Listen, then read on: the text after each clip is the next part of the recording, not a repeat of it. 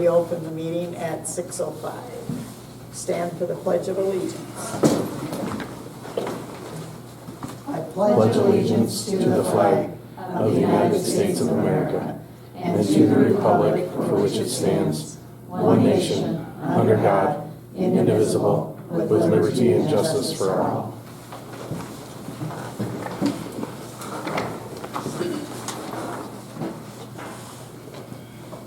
At this time, we need a motion to approve the agenda. If there's any changes, anybody want to make?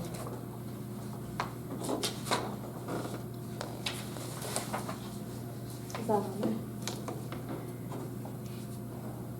Do we need to add this? No, I wanted to talk to you about that afterwards. Oh, okay. I just wanted to put it there so I didn't forget to Okay, talk to you all right. about it after the meeting. I'll make a motion to approve the agenda. I'll second There's been a motion and a second. All in favor? I Aye. Aye. Opposed? Motion carried.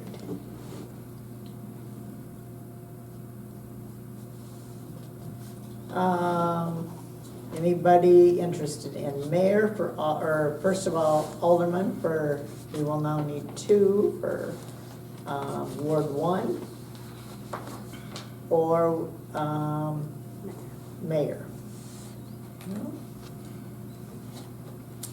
Okay, so we'll move on to item number 6. Is there a motion to approve the special meeting minutes of Monday, October 28th, 2024? it. I'll make the motion to approve special meeting minutes of Monday, October 28th, 2024. I'll second it. There's been a motion and a second to approve the minutes. All in favor? Aye. Aye. Aye. Opposed?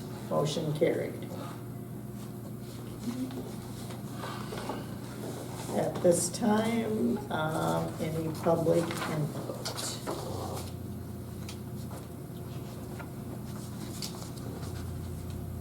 Okay. The only, I guess I would put this into public input because I don't think we've discussed it very much, but concern over not enough aldermen. And Dave has put it in the paper already. But I think we are going to have to look at maybe making some changes to putting that at large. Because there's something new in the state, isn't there, Austin? Yeah, we've always, and we've discussed this in the past about potentially going to an at-large. I know there was some pushback just because of the representation, but right now we use a ward system. And then we just have to essentially change it to the at-large process, and I'm trying to remember if. Does that just have to change the ordinance, or how would that work?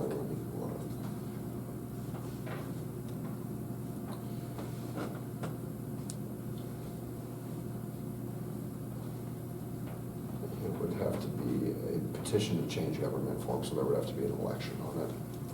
Oh, there should be an election.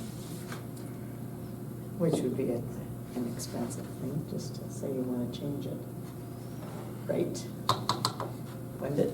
What's that? But it'd be an expensive option just to put that down so we can do it. I'd have to look into it. I don't know what the costs would be involved, but not having had the city election this year, we haven't used any of that budget, so we've got some funds left in that budget for this year. Might be something we're gonna have to do because it's been a lot of years since we've had a full council. So maybe we'll have to look into that. And the other thing is, like, that's not something, like, there would have to be a petition, that would have to be circulated. We'd have to take it around town, Yeah, because it's technically a change in the form of government, because you're changing the composition of the alderman. petition and an election, okay. Does it say how long you have, once you get the petition, how long you have to wait? Or? So once you turn in the petition, you gotta hold an election within 50 days.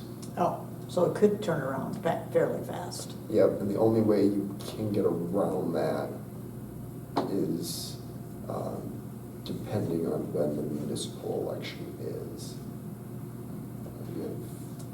Do you have to have it on a certain day, a certain time, or you could No. call one at any time? You can call it at any time. Okay. You just have to provide proper notice. Okay. With the new laws that's passed regarding it, I know it was asked if the boundaries have changed or what they could be, can they be expanded? Or what would that look like? The boundaries of the city, that would have to be done via annexation. For those who are eligible to be on council, not the city limits. I guess I'm not quite understanding the So if question. you got people that live on the edge of Alcester, right, and they have, say, city services like city water, It doesn't make a difference, it's where city limits is. Because the statute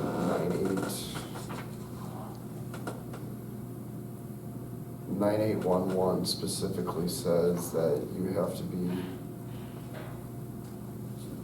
nominated as mayor or alderman, you have to be a voter and resident of the municipality. Or if an alderman, voter and resident of the ward for which the person is to hold office, if you went to an at-large, that component would be still missing, but you still have to be a voter of and a resident of the municipality to be eligible. Okay, Okay. thank We you. might have to look into that. Okay, we'll move on to number 8, legal updates, city office, city, or sheriff's office, excuse me. Have anything?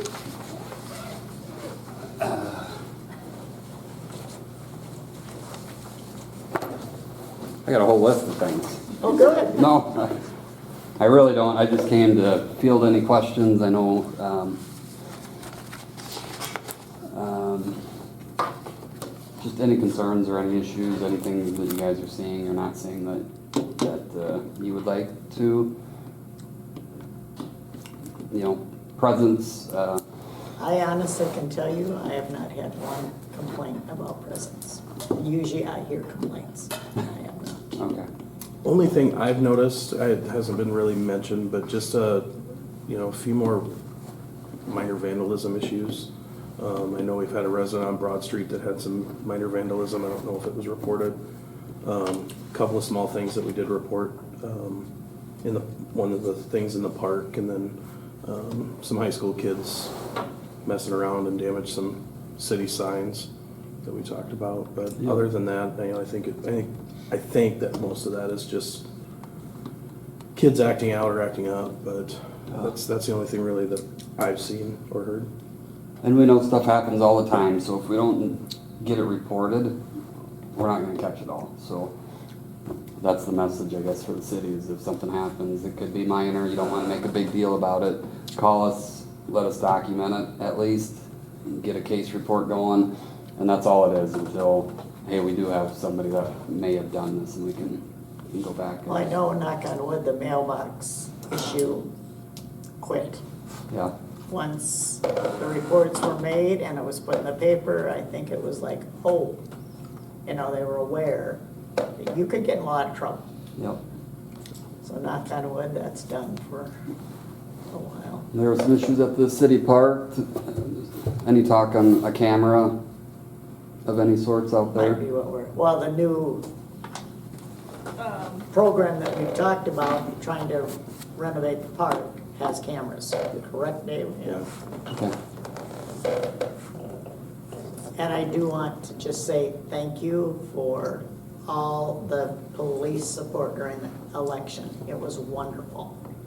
It just made you feel a lot safer. I don't know if people know, but the sheriff department came through about 4 times that day, just making sure everything stayed. What was the deputy's name that was here? Well, there was different ones. Oh, We there had was different ones, okay. Yeah, I could list off all of them that were working. We had pretty much everybody on hand for Tuesday, so. And being down at Elk Point that night, I heard that comment too. They were really thankful that that was a very nice move. Very good. Have we had any complaints about kids getting out of school and raising a bunch of cane, or has it been quiet?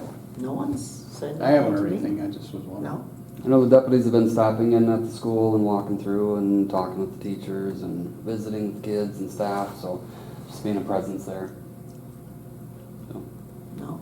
I don't. Thank you. you bet. Thank you. Yeah, if anything comes up, again, just report it, give us a call, let's get it documented, and extra patrol, extra whatever part of the town it is, just stay after it.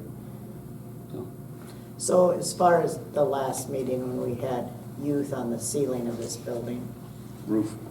yeah, roof. the Spider-Man. Yeah. Was that the proper channels to do, get the fire department here and then go from there, is that, Well, they have the equipment for that, yeah. so, And okay. if we're in the area, obviously, that's what we would do. You know, Do what the same. resources do we have Yeah. to help these guys down? All right. And on that, Darla, 2 of the kids did come in with their parents this afternoon Oh, and gave us handwritten letters of apology. oh, good. So Well, I know when I was in law enforcement, I had a few parents that didn't necessarily want to cooperate with us, but I told them, I said, now is the time to stop this child, because if you keep letting him do what he's doing, I said, sooner or later, he's gonna do something more serious, because he thinks there's no consequences, and I said, then you'll wish he had. Am I not correct? Yep. And I'd rather be proactive, so be You bet. proactive and stop it ahead of time. So, yeah, thank you. Thank you very much. Okay, we will move on to the next one, the proposal from Sioux Falls Area Humane Society. That is in your handouts. In the past, I know we've had concern about specifically cats, probably more than dogs. But, and that was several years ago. What are we gonna do for these cats? And it was a hard, to find something is very expensive. on that, I did reach out to the sheriff about this. They did get the same proposal, Oh, okay. but I don't know if you want to kind of speak to. Yeah, can I just step back? So, we don't use Sioux Falls Humane Society a whole lot. It is a tool or a resource that we have. They've noticed the uptick in us using them more often, so they've included us in this contract. I've signed it, it's getting reviewed by our attorneys and staff, but we'll send it back and just have them as a resource to reach out to. We try to stay local as much as we can. As far as the cats specifically in town, I don't know the situation where we would load up cats and run them to Sioux Falls to the Humane Society. After hours, it would be, obviously during the day, and so the cost would be a little less on that too, per their contract, Right, but I would recommend just having that as a resource. as a backup. Yep, definitely. All right. Is there any way we could work with maybe like a local vet, like the one over in Bearsford, and they provide a place and we somehow catch the animals, live trap or whatever, and take it over, and a few days later, they euthanize it, or whatever they have to do? Yeah, Haywarden, Akron, Beersford, they'll hold the animals at a cost, Yeah, it's at a cost. Yeah, absolutely. so. And then to euthanize it is not cheap either. And those, like I said, those are the resources, so, Yeah, you could call Beersford and say, we don't have any room, so then you call around and see who does. So Sioux Falls is kind of our last resort at this point because of the location. But it's better than trying to take care of that animal for, the time frame that you need to, so. You ever find a cat that had a can on his head? No. Did you hear about that? No. Okay.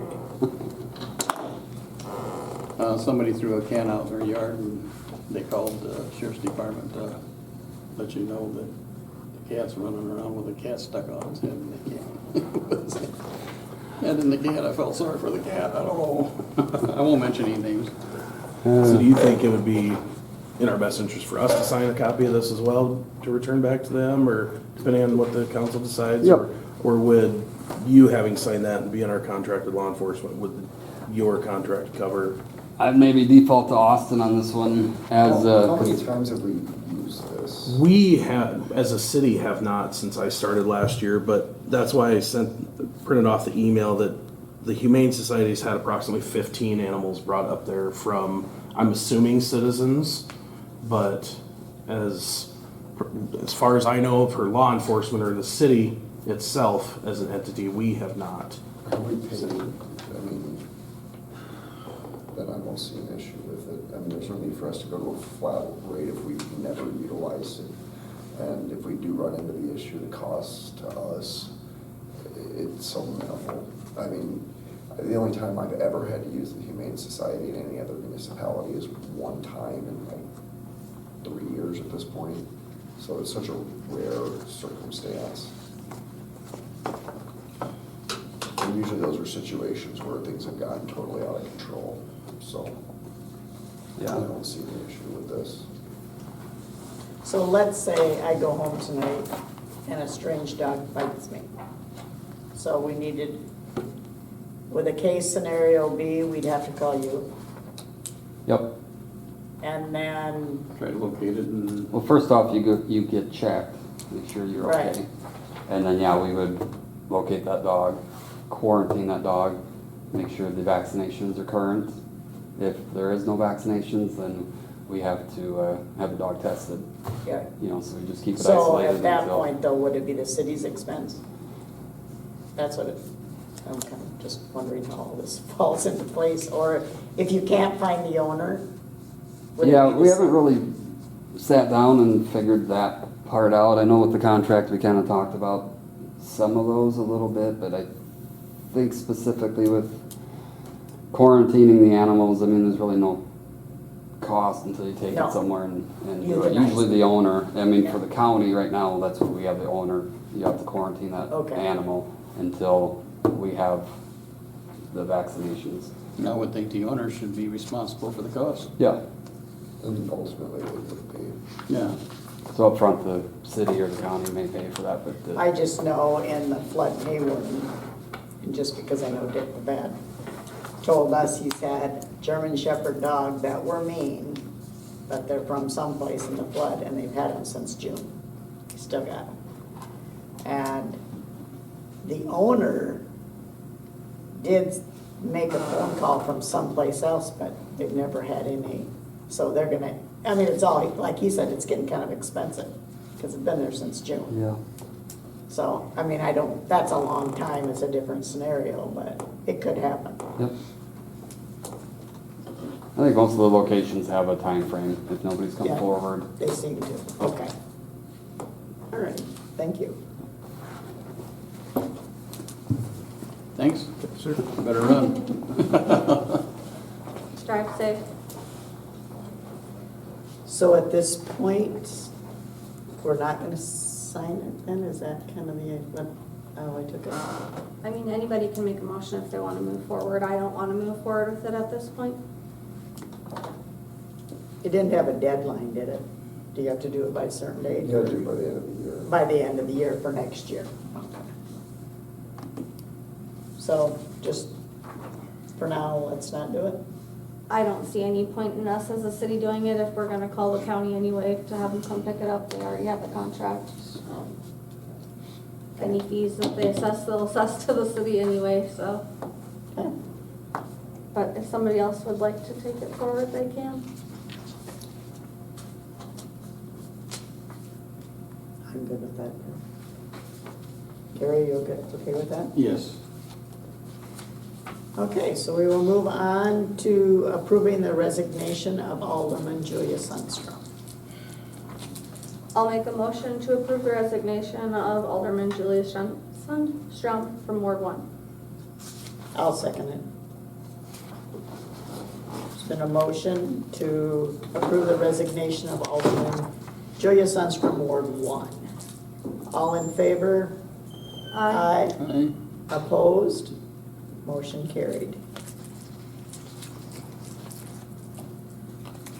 We need to approve the second reading of the flood damage prevention ordinance.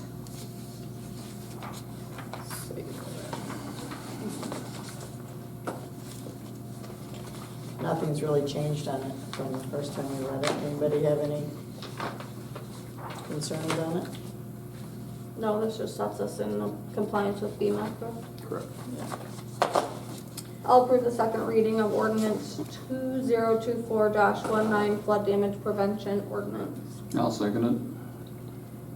There's been a motion and a second to approve the second reading of the ordinance 2024-19 flood damage prevention. Okay, all in favor? Aye. Opposed? Motion carried. Okay, we'll go on to number 12, the street department. Request to approve surplus of inventory to be sold. So in your packet is a copy of an email from Lonnie, Superintendent of Public Works, with his request of those 5 items that he would like approved to surplus. His recommendation was to list it with Rankin Auctions to be sold through their auction house. And my question to the council was the other items that have been already approved for surplus that are in your packet. If you approve his items to be sold at surplus with that, would you want to list all of the other items that have not been able to get sold up to this point? So but could these other items, they couldn't go to the Rankin one? I'd have to reach out to him, but I wanted to ask if they can, are you okay listing those? So, I have no preference as to where they're listed. No, me either. I don't know if they'll take those types of items. I thought it was just farm and equipment, but I could be wrong. yeah, I don't know his auction service at all, so. I just know to date with the other, like the surplus from the clubhouse and stuff, I've reached out to a couple of different entities and nobody's been interested. So.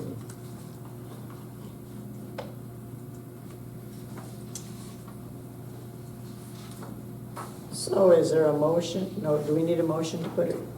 We do. You'd need to approve the listing it as surplus and then listing it for auction.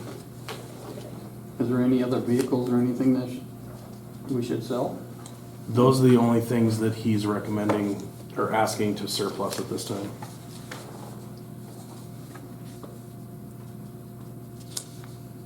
But do we feel that other things should be surplus? Is everything being used, or does it need to be sitting around? That's what I'm trying to figure out. Yeah, and this is the only list of all the stuff that he has under his departments that feels is surplus right now.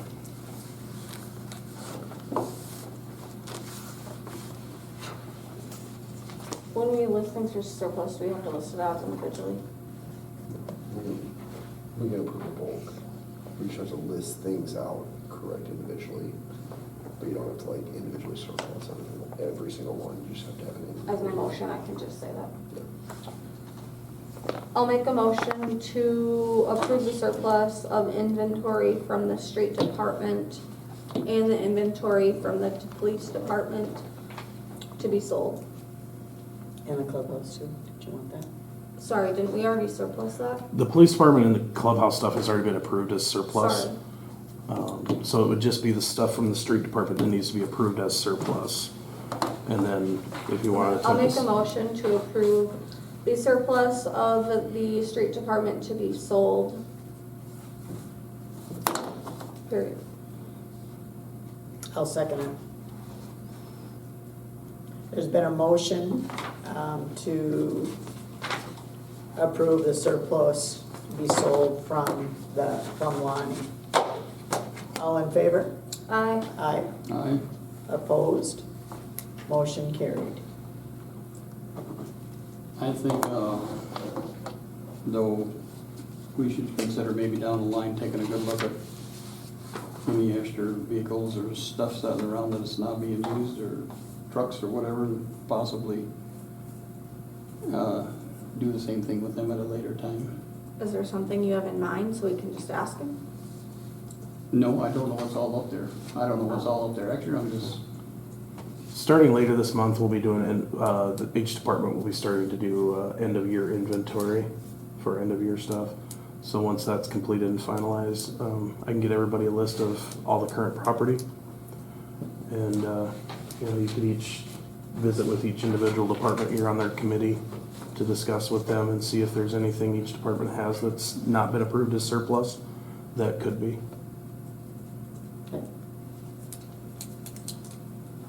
Okay, we'll go on to 13, the city pool park update. In your email packet is a report from A1 Pools, which was the second pool company that you had asked to have come up and inspect the pool.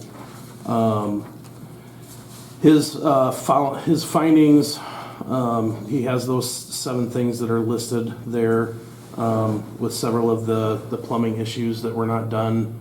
Some issues with the concrete around the skimmers that wasn't quite done correctly. Some more plaster issues that needed to be removed. There's a crack in the base that he didn't think it was a dead, crack big enough that it would cause the pool to not be worth fixing. It just, he would recommend if you're gonna repair the pool to fill that crack. And then there was some valves to the baby pool that are not working, that were not repaired. So his other recommendation was that the pool is not a good fit for an eco finish, as we were told.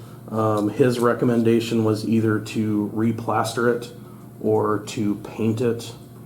I have not gotten the final numbers on the costs for plaster versus paint yet, but the costs for finishing and finalizing the other repairs that were not done or not done completely correctly are in that email. And he said that he would be available to do it next spring. He did say if we would like to hire him, he would be able to do that, but it wouldn't be able to do it until the spring. So it's just too late in the year, and he's got too many other projects going on this year. Did he confirm that since there's been no water run through it, that it would be fine to sit open? The sand would be fine to sit open? Yep, he did. He said since there's no water in the plumbing, and hasn't been any issues, that his only recommendation was to cover the drain at the base of the pool, so there wasn't any more, wouldn't get any debris in it over the winter. So, and he did review all of that stuff with Shane and Lonnie that day while he was on site.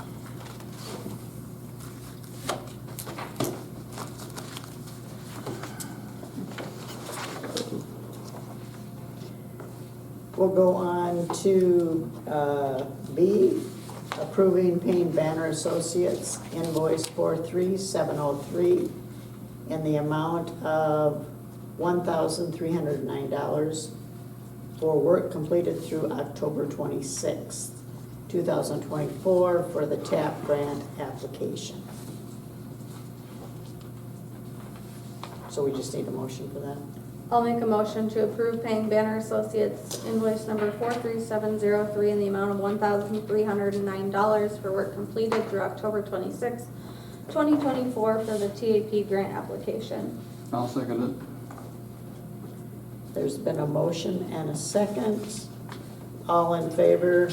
Aye. Motion carried. Okay, we'll go on to water, the water system plan amendment. Right, I'll have you each take one, pass it around. My hands are so dry. That's in here.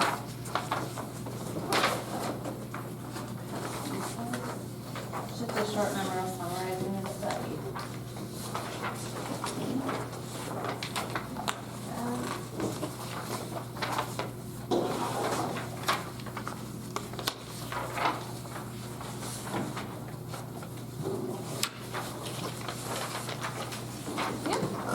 Do you want a copy, Dave? The big one? Sure. So you can see it easier. Yep.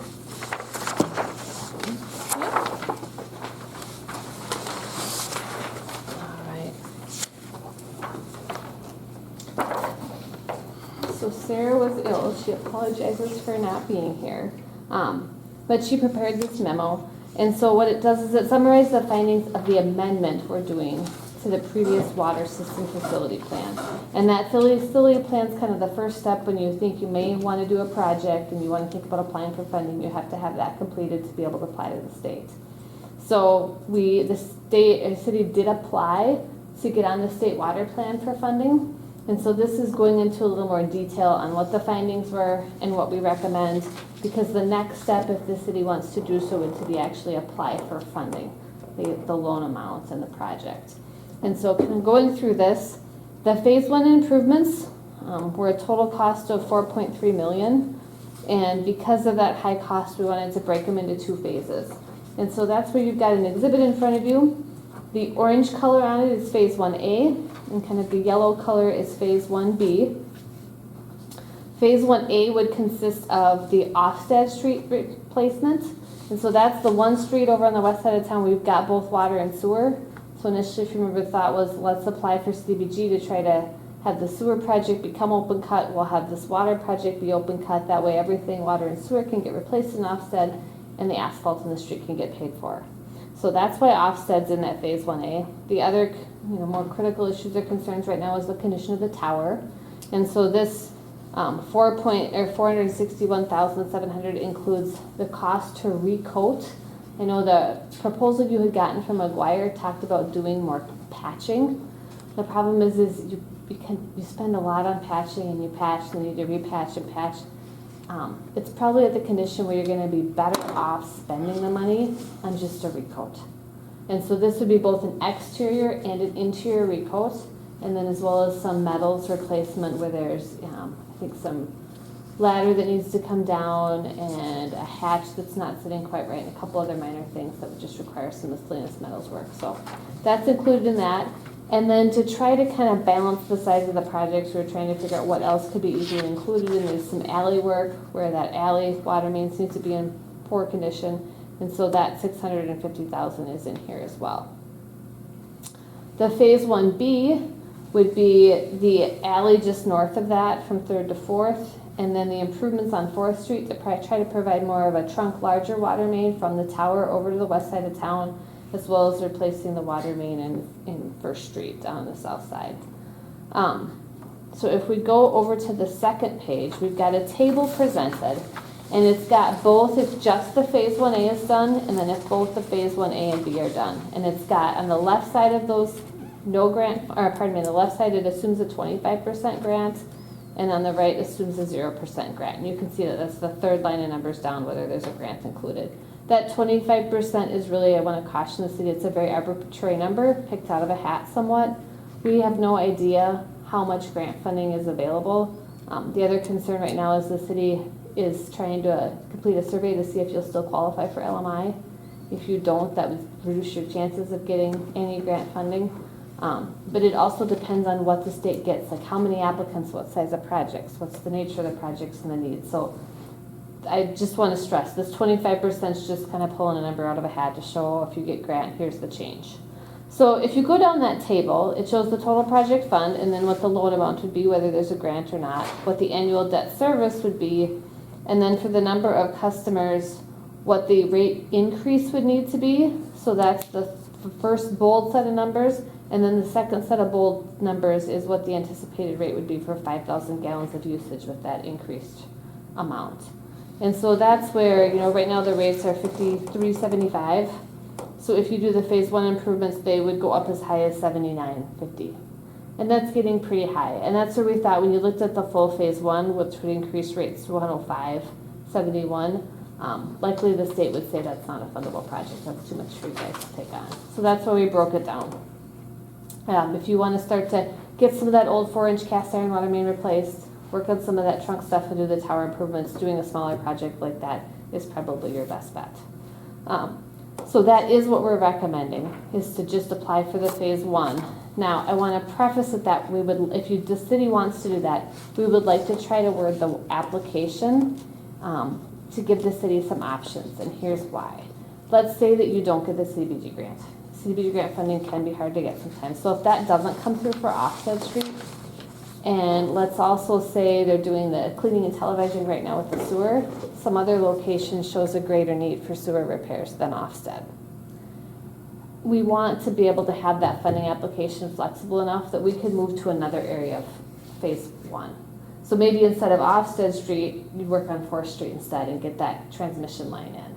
And so that's what, if you go with phase 1A, we'd like to word it with some flexibility, so that you've got some options if some changes need to be made, depending how things would shake out between now and January 1st. I think before the January 1 deadline, we may have information on the CBD grant, we should, and we may have some of the cleaning and televising video back. It's kind of going to depend on that too, to know which conditions of the sewer is in the greatest need. So that is kind of the summary. The other thing before council tonight then is a notice of public hearing. And so part of the facility plan requirements is when you're going to apply for funding and it would impact residents and increase their rates, you have to have that public hearing with 10 days notice. And so right now that public hearing would be planned to be on December 3rd. So what we go through with the public is the Phase 1A project up to that 2.3 that could impact rates up to $80 a month. And then, you know, with the caveat that we think this is where it's gonna occur, but it could get moved around depending on the information the city gains the next 2 months. What's the base now? I can't remember. Like the monthly rate are for 5,000 gallons, For 5,000 gallons. $53.75. So it's Yep. going up. And there is a $5 surcharge that comes off, End of 2025. yeah, at the end of 20. But a lot of times communities, you know, O&M or operation maintenance costs increase annually. So sometimes they'll just leave that on and use that to generate funds for, you know, street improvements. Well, not street improvements, but like water main replacement. They kind of build up money, or they'll build it up to save up for repairs. But totally a city decision though. I just get concerned because I had somebody come right to my house with their water bill. They were upset. It went up $5. So if it goes up, I've heard a couple complaints too. so if it goes Not up directly. $20, I don't know what I don't know what else to do. I mean, you don't know.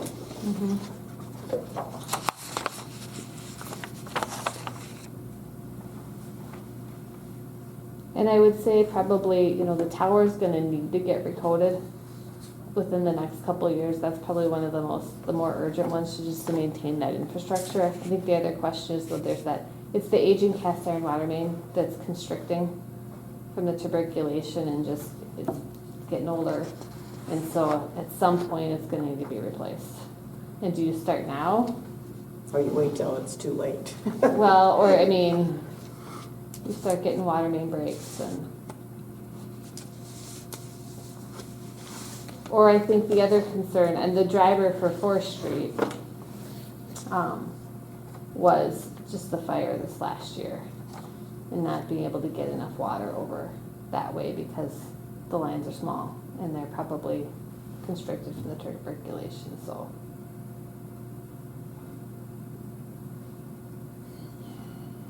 So right now, this isn't part of what's being done right now. All that's being done right now is sewer. Okay. And so this is where I think the city wanted to know, well, we're doing all the sewer work, what should we be doing water, or what's the state of our water system? So, Okay. and so this amendment, so the city had done a study back in, I should know that, I want to say 2006, I think it was 2006, that a study was done. And it recommended the same type of improvement for the water system. And the city did not complete any of the repairs. So when we went back to the state and tried to ask for that small community planning grant to get some money to assist with doing this update, they said, no, we can't do it because we gave you a small community planning grant last time and you didn't do any of the improvements. So. Okay. Gary and I were just talking about some of this out at the golf course before we came. How do we compare to other towns? Are we way higher water? Do you know?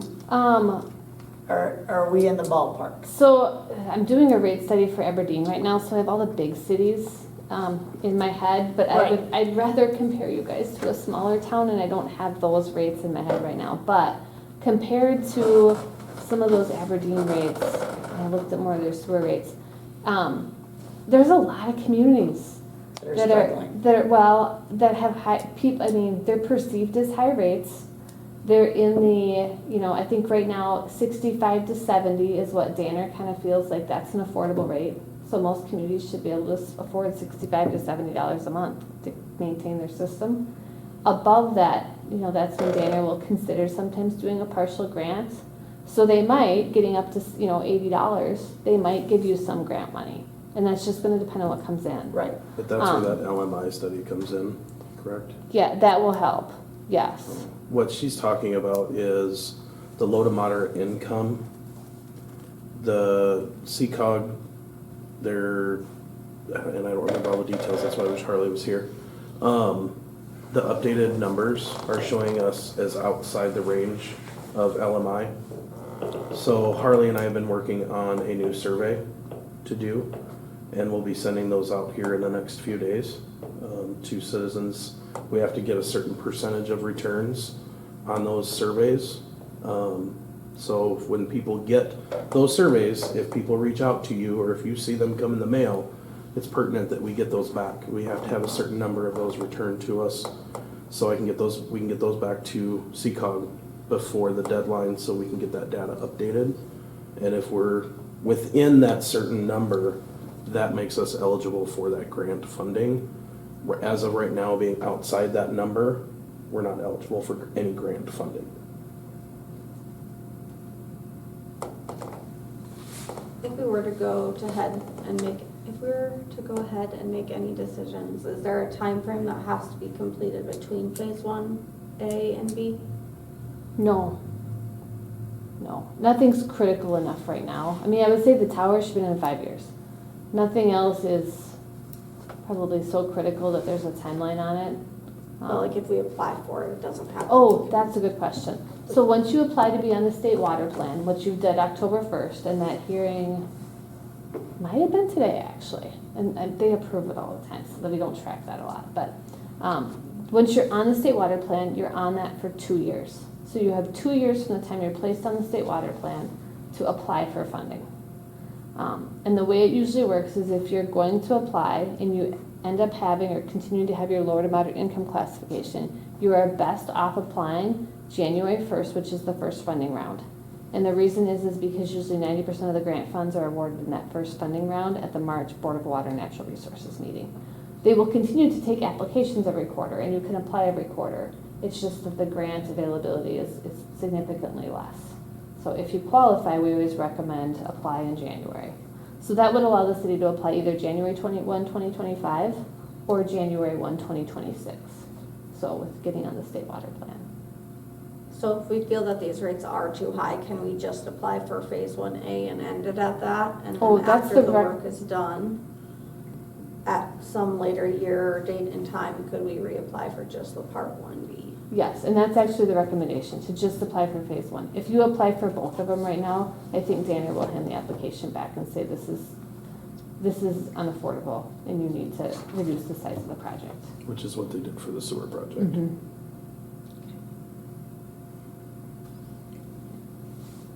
Because then by then, maybe at least that $5 charge would be off.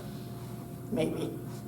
It would, and I mean, is the alleyway west of Highway 11 from 1st to 3rd and that critical, or could that be moved to 1B to reduce, I know it's not a huge amount of money for the alleyway, but to reduce it even more to see if we could get that monthly cost down? I want to ask Sarah about that and have her just check on that. I don't know the exact condition of that and I apologize, but I will find out and we can let you know. But to reduce the project, I mean, if you've got concerns and you want to reduce the project on the application, that shouldn't be a problem. So, but I would want Sarah to know if there's something else with that line. Can I email that to you and you'll send it out to council? Okay. I know it doesn't reduce that phase 1A that drastically, but I feel like if it isn't something that's pertinent and could Yep. wait more than the 5 years that the water tower, and since we're already trying to get Offset Street to have both sides be done so that the asphalt can be repaved at the cost of the grant, then that might help a little bit. I know if the water rates are raised at all, you're gonna have a whole bunch of people squealing. So you better be ready for it. I mean, water rates are going to increase in 2025 regardless, without our decision. I'm just saying, we're gonna get a lot of complaints no matter what. Not- I just think it's like a here or there thing, because if the water tower fails, we're also gonna have a lot of complaints, and nobody's gonna have water, so. Well, we definitely. The rough number that was given to me by McGuire when they gave us our report to replace the water tower was roughly 1.5 to 2.5 million. And if it fails, then it has to be replaced, or it could still be repaired. I don't know how. Depends on the failure. Point, okay. It's a tough one to answer, but I would say if you're proactively doing maintenance, you should not have to replace it. And the way it's sounding, if you're proactive and are fixing it, your chances of getting a grant later might be better. If you haven't done anything, like you said, in 2006, we didn't use it, so we couldn't apply again. No, that was where you hadn't done any improvements, so they wouldn't give you another grant. Oh, okay, Because you hadn't done the improvements, okay. improvements. If you had done the improvements recommended in the 2006 study and you were coming back to do an update, they probably would have given you the $10,000 small community planning grant to do another system study. Okay, So, gotcha. How much time do we need to have the application ready to be presented by January 1st? How long does it take? so Harley prepares that. I don't know exactly how many hours she has in it, but I would say she would want to know if the city's gonna apply. Well, if the notice is sent to the paper, that implies that you're going to apply. You can always reduce the amount though, you just can't go higher. So you could still have the public hearing. I would think she would want to know by the first part of December. So after our first, we'd have to approve it at the first meeting. Yes, yeah, if she was gonna get it ready, especially with the Christmas holidays, and get it in by January 1. But to have the public hearing would, The public hearing would have to get approved tonight. Or we could do it, did we figure out if we could do it on the 21st? But you said that doesn't matter, even if we approve it, we have the hearing and we decide not to do it. Yeah. There's no penalty. No, there's no penalty So if we you can have- approve we it. could still approve it, okay. So the next You'd meeting- have time to hit the 10 days if you did it on the, at the next council meeting, you'd still have 14 days. So, Because the paper published until, it would be published that, it would be in the paper. The next meeting's on the 19th, so yeah, we wouldn't have enough time, because it wouldn't actually hit the paper until the 28th. So it just Yeah. has to be good. okay.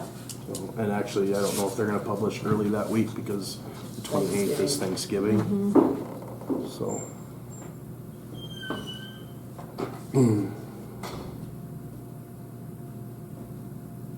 So, should we just go ahead and do that? For the notice of public hearing. Yeah. Does Harley have anything to say? Go ahead. Holly, we were just talking about the facility plan amendment. Sorry, I thought this was at 7. Oh, no worries. I'm a whole hour late. That's hilarious. I think actually we've been fine, because it's mostly been engineering stuff. I think the only question was if they downsize the project or decide not to apply, is there any harm in having the public hearing? No. No, it just can't be upscaled. Yeah, and that's what you said. Yeah. And I would be worried about that.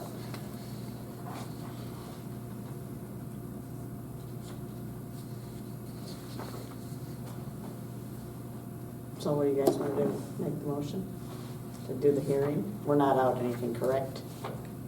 No. I'll make a motion to approve the public hearing for water systems facility plan improvements. I'll second it. There's been a motion and a second to approve the public hearing for the water system facility plan. All in favor? Aye. Opposed? Motion carried. So we'll proceed with that. Thank you for answering my Thanks. questions. No problem. If you have more, don't hesitate to reach out to Jamie, you can send them to me. Thank you. The next one is a notice of increase to the water rate from 410 to 435. So slight update to that in your packet is a letter that we received from South Lincoln Rural Water. There's a correction to that I got today, and a separate email should have been sat on your desk from South Lincoln Rural Water. They had our 2024 rate incorrect. We were actually being charged $3.90 per 1,000 gallons. So there was, and he is going to issue us a new letter with the correct 2024 rate. But the rate the city pays per 1,000 gallons will be going up in 2025 to $4.35. So it'll be a 45-cent per 1,000 gallon rate increase. So wanted you to be aware of that.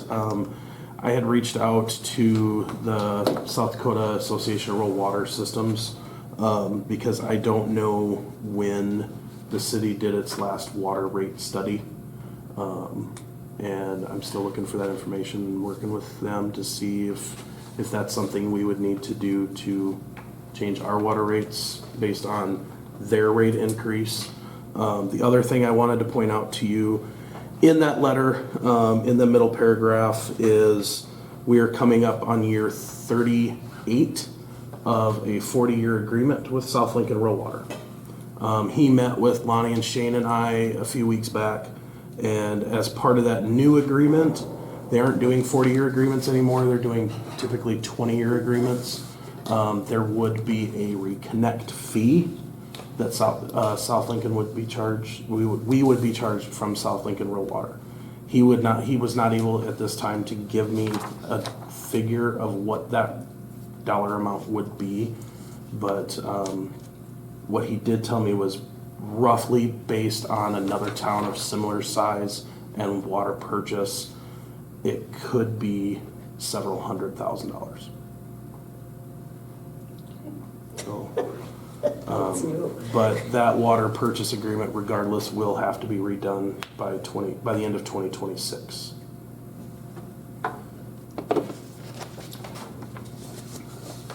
Can you make note of that in your budget notes so that we can I have it in already there? did. Thank you. And I sent the original 1987 agreement to Austin and Sam for them to review so they can start preliminary looking at what would need to be done to update that. And We sent it to somebody else in our firm who's done this for other municipalities. So, And you said it's 2026? 2026. would need to have it done by the end of 2026 because end of, yeah. 27 is when the contract ends. We don't Yeah, have to so- do that The budget of 2020. Yeah, so 2026, 2027 would be the crunch time. So by the So it's end in the of, 5-year notes. yeah, Thank you. we're just full of good news tonight. That's all it has to do with water and sewer. So, and then the other thing on there after that is I just wanted to give everybody an update on the status of the water meter project. As of today, we have 193 homes completed. It's kind of slowed down with people calling in to get on the schedule. So this last couple of weeks, we started on the west side of town and literally just went block by block and getting people scheduled. This week was the first week of those homes. A little hit or miss because we don't have phone numbers to call everybody to remind everybody. So if people get those letters, just encourage them to call in and confirm that they've gotten them. So that way we have a good confirmation number for them so we can remind them so they're home so the plumbers can get into the home. I did have one home question today that he was a little hesitant to allow it. But he did say, you know, it's got to be done, I guess. But he did ask me the question, is it something that's in an ordinance? And I didn't have an answer for him because I don't believe it is in the ordinance that he has to allow it. But that was a question I wanted to ask you during the meeting because it's the first time I've been asked that question. He did eventually just say, yeah, that, you know, it's fine. I don't like it, but I guess that's what we have to do. So should have enough meters on hand to continue through the end of this month. Our most recent order, about half of the meter registers, the top portion of them, are on back order. And they said it could be end of December into January before we get those. Badger Meter is optimistic that they will be able to push those out. They tend to try and push stuff out towards the end of the year. So if we do end up running out of residential meters, the plan is then to go on to the commercial businesses and try and start knocking those out. So be able to at least continue doing some of the work. So But the purchase was already made in this year, so they're not gonna charge us the next year. correct. Okay. Yep. And after this purchase, we will need very, very few meters left. Okay. So we're just about completely done. Can I speak? Yeah. My question is, why is the city providing city water to people that live out of city limits? So down the road, when the city has to put infrastructure into these homes that are out of city limits, they don't have to pay tax to the city, it goes to the county.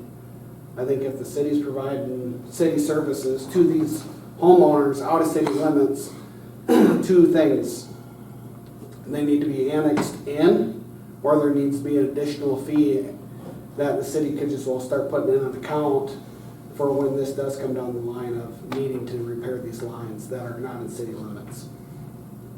So to my understanding previously, because I know there was an issue with the water line that ran north, that Right. was at the homeowner's expense. I have no idea. Somebody has brought it up to me, yeah, and I said, well, that's a good point. Because there is homes that are getting city service and, I know that's how it was explained. It happens to be my mom's neighbors. There was issue with their water pipe, and it was not in the water line that went to their house. It was the water line, like, that would go to the city, and it was at, so it was the main. yeah, it was at the Right. cost of them to repair at the joint and whatnot. I don't remember the full cost of everything, because I wasn't involved in their work, but I do know that it was at their cost. Sure. But then so are these people paying for these electronic meters then? They're charged the same surcharge that everybody else is under the water. So yes, eventually it would be paid off by Right. anybody who The pays their homeowner. water bill. Right. Okay, Correct. thank you. So any of these water improvements, they would see that same water surcharge. They are not on the city's sewer system though, so they don't have those same sewer surcharges. so. right. Do you see that anywhere else, Austin? You know, the only thing I see specifically is anybody that gets connected is responsible for any costs associated with it. There's nothing specifically in our ordinances discussing liability if something were to break, but the assumption is that they're the ones putting it in, they would be responsible for any repairs needed. Because the city is providing, hey, we're gonna let you hook onto our main, it's kind of a service to them, they're gonna be on the hook for any expenses associated with it. Now, the city could always waive that, we'll recommend that though. But it really, if they're not in city limits, what good would an ordinance do? Would it, really? Well, it's just saying, like an ordinance for us, because we don't have to provide services to No, anybody right. outside. So this essentially, it's more of a policy, more than an ordinance, because there's no real enforceability, but it's guidance for the council to say, hey, in order for this to happen, they need to be responsible for it. So the city can't sit here and say, well, we'll waive it, which would never happen anyway. So if we're running a water line, let's say quarter of a mile or better, whatever, or less, and something happens along that line, those people would have to pay for that to be repaired? We shouldn't have to. Correct, they're the ones paying for it and putting it in, therefore it's their responsibility.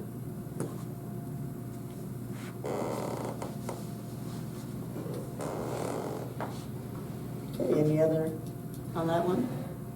Okay, we'll go on to 15, the sewer collection improvements. We need approved change order number 1. Do you want me to go through that with council? Yeah, Explain well, it? Jeff. Go for it. So there's a couple things in this change order, 3 items. The first one is gonna change the contract completion date. So this bid on August 1st, and the city approved the notice of award to the contractor on the 6th. And it was the intent that the contract would get assembled and executed by the end of the month, basically. And that's when there was issues and delays with closing of the loan. So the contractor agreed to kind of hold things and wait. But the notice to proceed wasn't actually issued until October 1st, so it took 2 months to get the contract stuff together. And so the contractor, you know, they started, they're real hopeful they are gonna meet the completion date, but just with getting a little bit late start, if they don't get all the CCTV video in, they just asked for a month extension to just kind of provide some cushion. And so this is extending the completion date from November 27th for substantial completion to December 27th. And then also extending the final completion date from December 31st, 2024 to January 31st, 24. So, and then the other two things in it is the contractor has a jet vac storage truck. And I think a couple of you in the meeting when we were first talking about it, trying to find a spot, knowing they'd have a truck that needed to be stored, and there was discussion of using it at the fairgrounds. And that location was in the bidding documents that was available, but it had a 12-foot door. Well, the contractor's truck has a 14-foot door. And thinking there was some place around town that would have a 14-foot door, but when we looked, there was not. We talked to the electric co-op, contacted the city of Beersford. Their shop only has a 12-foot door, but we're able to get a hold of Rosenberg. I think the implement, they have a wash bay for a combine up there that's got a real big door. And so gave the contractor Grosenberg's number to call, and they worked it out that they can drive it up there and store it. Grosenberg's is going to charge them $100 a night, and so they're just asking to get that cost back. They're not asking for mileage to drive it back and forth to Beersford. They're just asking for the storage per night. And they only need to use it when the nighttime temps drop below 32. It's a truck that's got water in it, and so the piping within that truck would freeze. And so on nights when it's warmer, they've said they were going to store it at the city shop outside. But just kind of looking at the forecast, we guessed 14 days at a cost of $1,400. It's an estimate. At the end of the project, we'll find out how many nights they actually had to take it up there, and then kind of do a balancing change order at the end. So that's in here. And then the other thing is manhole 82 in Lee Drive has a 10-inch PVC pipe that runs through it, and it's just got a 4-inch opening tapped on the top of that pipe, and the other pipe that flows in drops into that opening. And so to give that accessibility in that sewer for them to get cleaning equipment in and future city maintenance, it makes sense to cut the top of that pipe off like it would be in all the other manholes. And so the cost for this contractor going to do that is $1,700. That may sound like a lot to take the top of a pipe off, but they have to have a 2-man crew, you have to ventilate it, you've got to have all the confined space entry, and then the equipment to go down there and actually do it in the time. So it just adds up. But so the total increased price is estimated to be $3,100. And so that would raise the contract price from $89,702.40 to $92,802.40.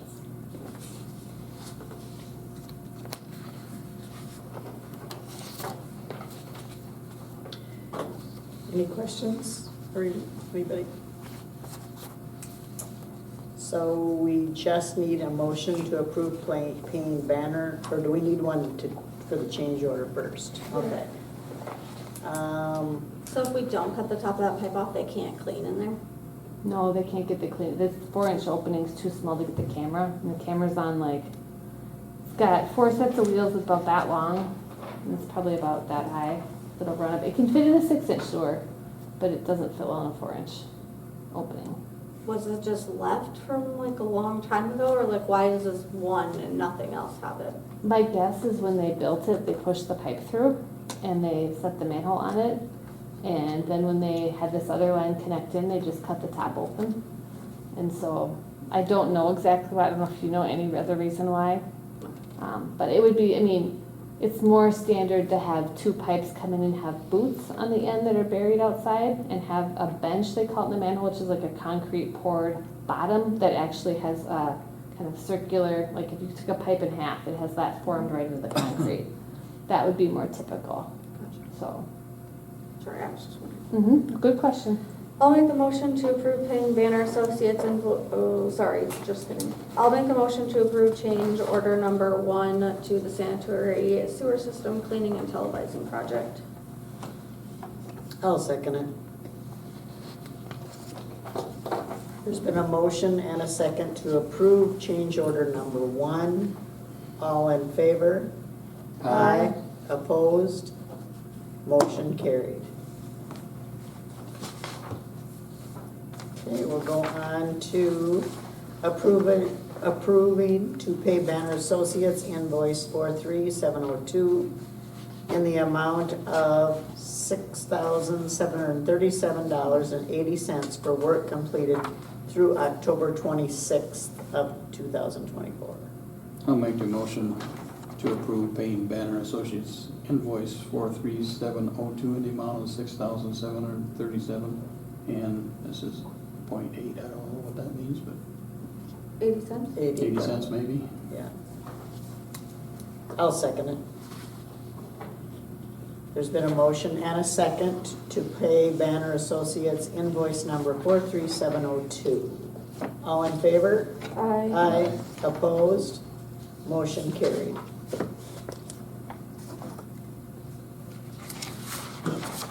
Okay, let's go to number 16, wastewater treatment facility. Change order number 12. Are any of these ever gonna say decrease? Sometimes they have. Like really But, small amounts. I know. So on the wastewater treatment facility, what happened is when they drained down that existing aeration basin, you know, I would say typically we will see like 12, maybe 18 inches at worst, but you know, of like dirt, grit, sand, stuff like that. When they drained that down, there was 4 to 5 feet on the inlet side of material, and it was packed hard. And it included things like towels and just larger debris that really was, like a contractor, I think what it's saying, when a contractor bid it, they didn't anticipate that, and it took a lot longer. They had to get down there with basically a pitchfork and pull it apart, because they couldn't use their back trucks or anything else to get in there and get it out. So it just took a lot more time and energy than is normal. And so they asked for additional cost of $21,842 for their time and materials to get that out. And so that is in here. The other thing that's in here is with the diffuser system, we knew there was an unknown with the wall that was in that structure. Whether it extended to the bottom or not was unknown based on the historical plans. The way a wall kicked out at the end, you couldn't stick a pole down there and try to feel. We tried a couple things, and you couldn't drain it and check because there was no other basin to use. So we wrote the bidding document such that the supplier had to provide the material, whether there was a wall there or not. So they did. That wall was in place. And so the contractor had to go in and core drill a couple holes through there, and it just took a little bit extra from the contractor's part to do the install. And so the additional labor required for that is $4,682.85. But the city did not have to pay for the materials. And then the last two things are on there. The city requested 2 additional outlets in the lab area. And so the cost for the electrician to install those is shown at $820. And then we also asked for a hose bib in the aeration phase of room. And so that cost to run that over from kind of across the way and through the wall is $4,923.90. I feel like I went into the wrong profession. Thank you for your explanation. Okay, so at this time, is there a motion to approve pay request, or no, change order number 12? I'll make a motion to approve change order number 12. I'll second it. So then a motion and a second. All in favor? Aye. Opposed? Motion carried. Okay, we're gonna go to the next one, to approve paying request number 18 to IPT and the amount of $292,917.08 for work completed through October 20th of 24. So we will need a motion. Sorry. I'll make a motion to approve pay request number 18 to IPT in the amount of $292,917.08 for work completed through October 20th of 2024. I'll second it. It's been a motion and a second to approve request number 18 to IPT. All in favor? Aye. Opposed? Motion carried. And then C is to approve paying Banner Associates invoice 43701 in the amount of $15,522.83 for work completed through October 26, 2024.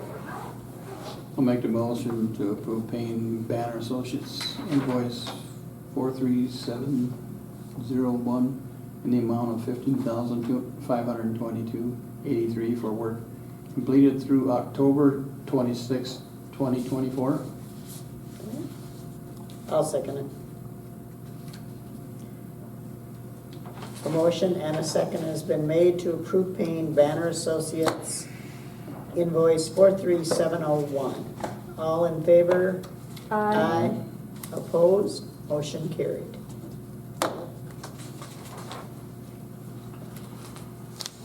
Okay, is there anything else that you guys need to,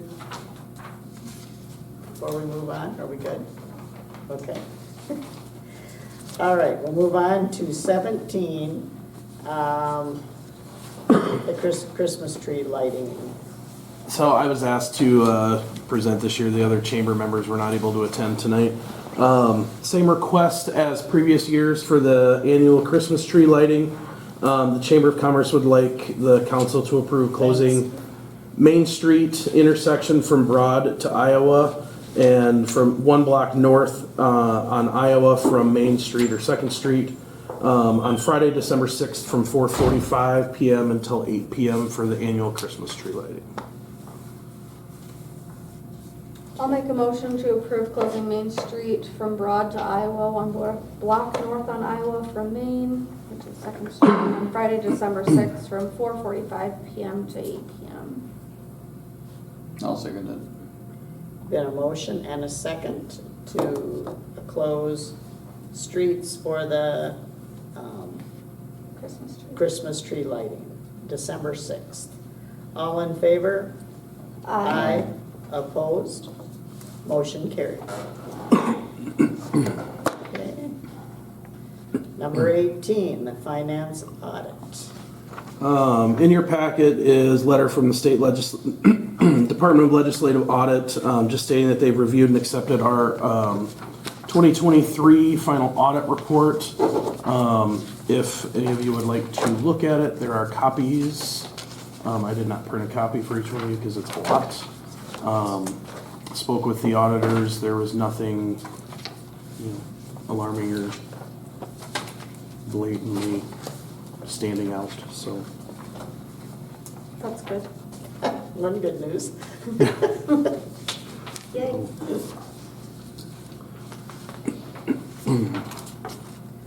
October 1.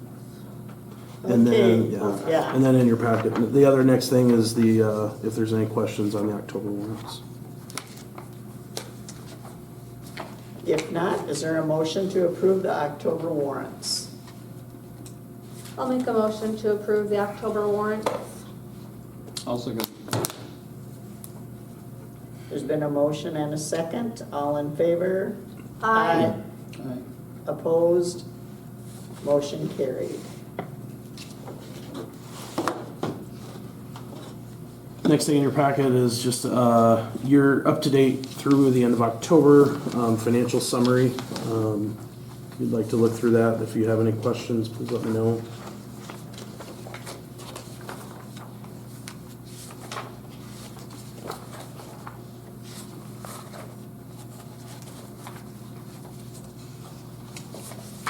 I would like to state, just so everybody's aware, once they look at the revenue summary, since everybody can see it, since I did the budget for this year, I can definitely say that I did not expect the repairs and all the work that we've had to put in this year. So looking at the numbers, you can definitely tell that there is a difference for all the work that we've done this year and the costs that have been associated with it. I think we have projected a little bit better going forward, exactly what that's gonna look like and how we can fit that into the budget a little better. And hopefully by the end of the year, we can get this looking a little better. I don't think I have too much concern about it, but I guess if anybody has questions as to why, it looks like this, they can definitely ask me and I can explain my reasoning on why I did anything and how I came up with the numbers. Just to have transparency with any community members.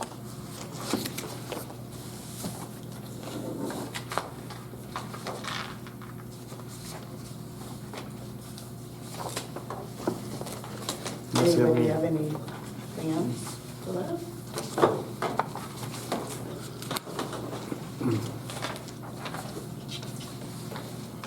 Only other things I have for you is, now that Harley's here, I'm just gonna repeat what I spoke to earlier when Tanya was still here regarding the LMI survey that will be going out. Those should be going out in the mail tomorrow. I encourage anyone that, if somebody approaches you and asks you about the survey, basically, our low to moderate income numbers put us outside the eligibility range for grant funding. And we had the option to get this new survey done and get the results back by the beginning of December. So Harley can get that stuff compiled and get it over to the state. And hopefully those numbers will show us inside the range that we need to be. So that would make us eligible for grant funding for these projects. So if anybody hears on, hey, I got this, what's this about? Just encourage them to return those surveys to us as soon as possible. They can drop them off. They are all anonymous surveys. There's no names or anything on them. They are each identified by a unique identifier number that are not tagged to any address or name. It's just an identification number that Harley can use to track her side of the data reporting. It's not anything that we're gonna get information from the people specifically on their issues. So just encourage those. If you hear from anybody, please get those returned. We have to have at least, I believe it's 63 of the surveys that we send out. But the more that we get back, the better data we can get. So those will be going out in the mail tomorrow. We got all those envelopes stuffed, and that was the copy of that big map that Tina Oh, gave you. that's the big one? Yep. Okay, okay. The only other things I have for you is just a reminder that next Wednesday night at 6:30 up at the event center is open forum night. I sent a text out sent out a message on TextMyGov today to remind everybody. I think with everything we've had going on this year and have potentially coming up for 2025, this one will be an important one for people to show up to so they can hear what is planned and ask questions and get those answers to some of those questions that they might have. And then just a reminder that in a couple of weeks is the Chamber of Commerce Fall Craft Fair, and that is going to be over at the school on Saturday the 13th. 13th, I believe. Right? No, sorry. Saturday, November 23rd, from 10 o'clock until 2 o'clock. So, over at the Alcester Schools Auxiliary Gym. So, I probably need to tell you guys, I am gonna be gone on the forum night. I'm gonna be in Wisconsin for the week. So if one of you guys could help Dave. that would be nice.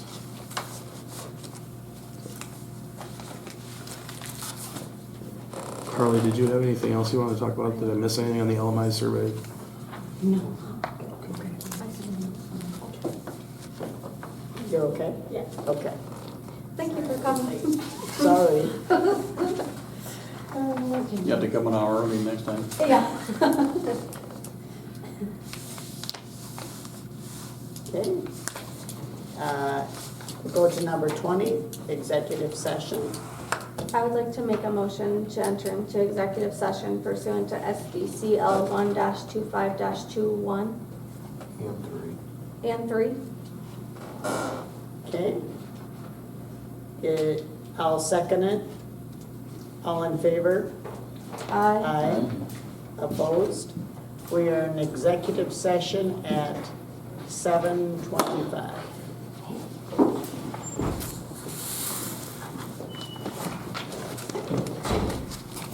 $7:55. At this time, is there a motion to adjourn the meeting? I'll make the motion. To adjourn the meeting. I'll second it. There's been a motion and a second. We are adjourned at, all in favor? Aye. Opposed, we are adjourned at 7:56. Thank you. I thought after getting all my